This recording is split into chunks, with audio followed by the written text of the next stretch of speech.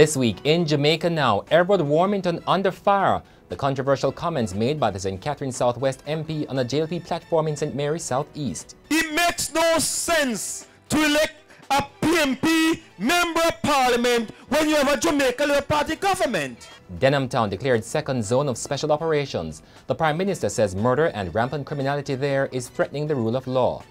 Ninja man back in police custody as murder trial begins. Garvey bust vandalized at the University of the West Indies. And why a government MP wants the Queen to go on trial. I'm Damian Mitchell and this is Jamaica Now. The controversial Southwest St. Catherine MP Everald Warmington came in for harsh criticisms this week for comments he made on the campaign trail on the weekend. Warmington, speaking on a JLP platform in St. Mary Southeast, made what many are calling an unfortunate remark in seeking to drum up support for the party's candidate, Dr. Norman Dunn. It makes no sense, I want to tell you, to elect a PMP member of parliament when you have a Jamaica Labour Party government. It is quite clear and obvious if you have a Jamaica Labour Party member of parliament, it means you'll be able to serve you far better than a PMP member of parliament. The comment is also among the reasons political ombudsman Donna Parchment sought a meeting with Mr. Warmington and the general secretaries of both parties this week. Dr. Dunn will be challenging the PNP's Dr. Shane Alexis in the October 30 by-election. And the Jamaica Labour Party has released the findings of an internal poll showing its St. Mary Southeast candidate, Norman Dunn, is some 15 percentage points ahead of the PNP's Dr. Shane Alexis. The poll was conducted on Monday and Tuesday of this week by the Caribbean Development Strategies with a sample size of 1,700 voters from the constituency. The margin of error is plus or minus 5 percentage points. Dunn, a second-time political candidate, will face off with Alexis, a political neophyte, in the October 30 by-election. Meanwhile, as the political battle intensifies, Dr. Alexis has filed a defamation suit against Howard Chamberlain, the president of the JLP Youth Arm Young Jamaica. Dr. Alexis is alleging that Mr. Chamberlain made and published statements which are defamatory. The government is remaining steadfast amid mounting questions over its decision to declare sections of Denham Town the second zone of special operations. Police Commissioner George Coelho has explained that Denham Town is the home of 12 gangs which have contributed to 17 murders since the start of the year.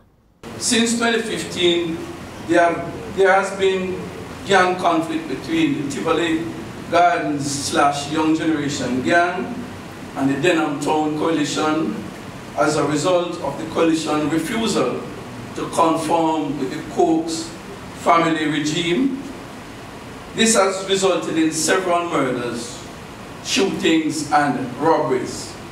Commentators say the decision to restrict the special operations to Denham Town could give criminals in the Tivoli Gardens area the chance to regroup. But the police are maintaining that the operations are necessary in Denham Town. Popular entertainer Ninja Man was this week taken back into police custody as his long-delayed murder trial got underway. Justice Martin Gale on Tuesday afternoon revoked the bail for Ninja Man, whose real name is Desmond Valentine. In 2009, Valentine was arrested and charged along with his son Janelle and another man, Dennis Clayton, for the fatal shooting of Ricardo Johnson that same year. The attorneys for the three men had made an application for a stay of the proceedings for abuse of the process, saying some of the witnesses for the defense were no longer available, which would be unfair to their clients. The application was, however, refused by Gale, who ordered that the trial commence immediately. The University of the West Indies Mona has pledged to help the police in bringing to justice those responsible for defacing the bust of national hero Marcus Garvey on the campus. There has been intense controversy since the erection of the sculpture, with claims that it's not an accurate reflection of the hero. This forced the UWI to change the bust, but it appears that there is still no satisfaction. UWI Professor Archibald McDonald says the university will review its security tapes with a view to identifying the culprits.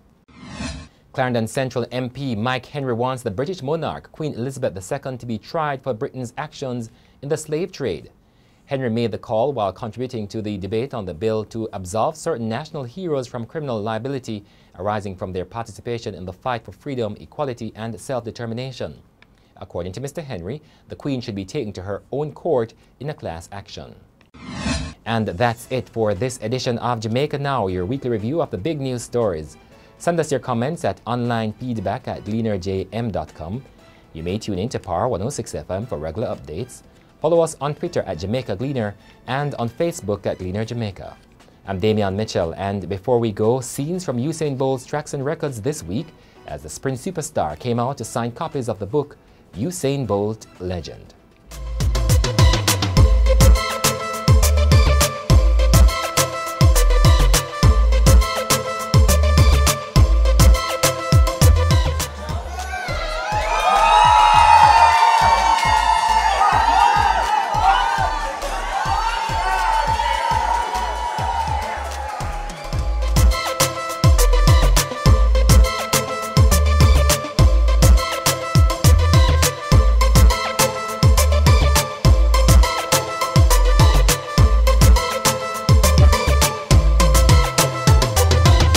I'm from Colombia. I'm really excited to have Usain Bolt signature. It has been amazing for me to be here.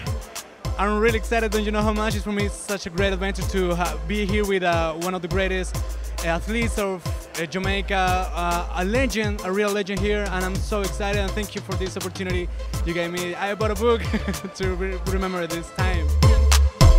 Well, I'm thrilled, and I think my grandsons who live abroad, who wants these books, will be more than thrilled. How long have you been here? Well, we'll say about 2.5 hours.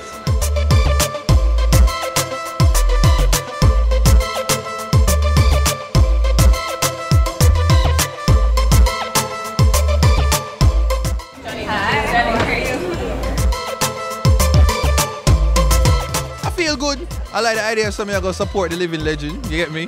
And I'm there endorse the book and Mohammed's signature. Not that I'm going to meet him already, but you don't know, say, a Bolt is our big celebrity. Beyonce come from here, we get Bolt, so we have to work with it.